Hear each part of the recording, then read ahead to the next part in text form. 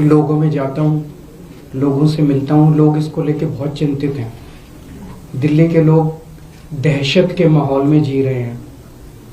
उन्हें पता नहीं कि कब किसके साथ क्या हो जाएगा। तो पिछले कुछ दिनों से कई दिन मैं कुछ नहीं बोला, मुझे लगा स्थिति सुधर जाएगी और ये एक ऐसा मुद्दा नहीं है जिस पे राजनीति होनी चाहिए।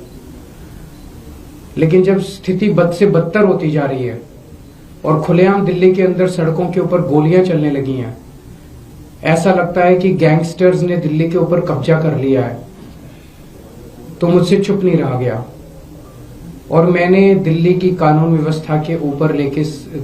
व्यवस्था को लेके सवाल खड़े करने चालू किए। मैं नांगलोई गया। नांगलोई में एक दुकान के बाहर दो मोटरसाइकिल पे सवार व्यक्ति आए और उन्हें धुआंधार गोलियां चलानी चालू की। मैं नांगलोई गया। मुझे नांगलोई जाने से बीजेपी का कार्यकर्ताओं ने रोका, मुझे रास्ते में रोक दिया, मुझे जाने नहीं दिया, पता नहीं क्यों। पूरे दिल्ली के अंदर आज बिजनेसमैन डर के माहौल में जी रहा है। उसे फिरौती की कॉल आती है, अगर वो फिरौती नहीं देता तो थोड़े दिन के बाद उसके दुकान के सामने शूट आउट हो जाता है, एक मैसेज देने के लिए, संदेश देने के लिए कि अगर तूने नहीं किया तो तेरे साथ कुछ भी हो सकता है। आज बिजनेसमैन को ये नहीं पता मैं सुरक्षा के लिए कहां जाऊं। कल मैं पंचशील एनक्लेव गया। पंचशील एनक्लेव में वो एक तरह से 64 साल देश का, दिल्ली का सबसे पॉश एरिया माना जाता है। वहां पे 64 साल के एक बुजुर्ग की निर्मम हत्या, चाकू गोद के उनकी निर्मम हत्या कर दी गई।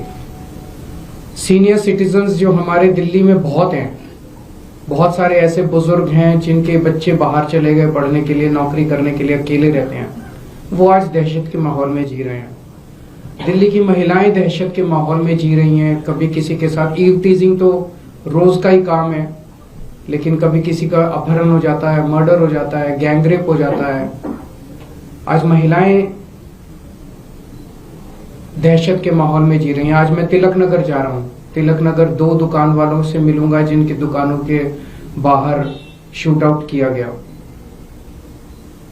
मैंने सोचा था ये सारे मुद्दे उठाऊंगा तो एक उम्मीद थी कि अमित शाह जी, आप सब लोग जानते हैं कि दिल्ली की शिक्षा, स्वास्थ्य, बिजली, पानी, ये चुनी हुई दिल्ली की सरकार आम आदमी पार्टी की सरकार के पास है। लेकिन दिल्ली की सुरक्षा, दिल्ली की कानून व्यवस्था, दिल्ली के लोगों की सुरक्षा जो है वो केंद्रीय गृह मंत्री के सीधे अंडर में आती है, अमित शाह जी के अंडर में आती है। तो मुझे उम्मीद थी कि मेरे मुद्दे उठाने पे अमित शाह जी कुछ कार्रवाई करेंगे। अमित शाह जी बलात्कारियों को पकड़ेंगे, अमित शाह जी गैंगस्टर्स को पकड़ेंगे, अमित शाह जी पुलिस को बोलेंगे कि इस तरह की घटनाएं अब नहीं होनी चाहिए। अमित शाह जी कठोर कदम उठाएंगे, ठोस कदम उठाएंगे जिससे दिल्ली वासियों को कुछ सुकून मिलेगा।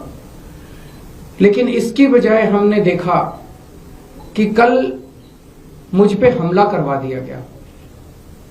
मैं पदयात्रा में जा रहा था, मेरे ऊपर एक लिक्विड फेंका गया। वो लिक्विड हार्मलेस था, लेकिन वो हार्मफुल भी हो सकता था।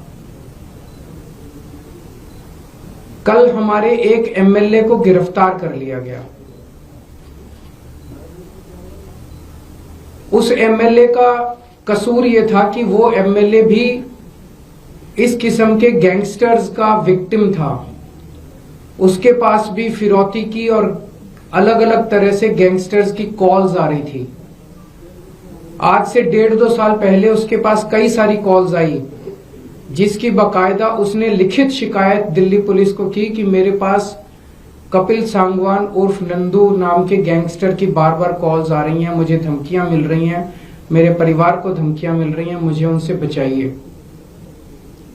मैं उनके एक कंप्लेंट, आप उनकी कंप्लेंट सुनोगे तो आपका भी दिल पसीज जाएगा।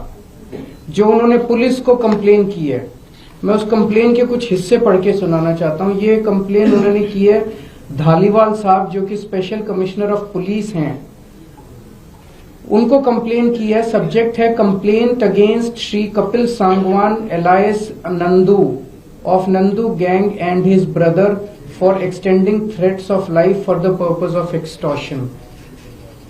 इसमें वो लिखते हैं on 23rd May 2023, आज से 1.5 साल पहले, I received a WhatsApp call from mobile number so and so and also from mobile number so and so from a person who introduced himself as Kapil Sangwan alias Nandu of Nandu gang, and in the said call he threatened to follow his commands and dictates, failing which he will kill me and my family.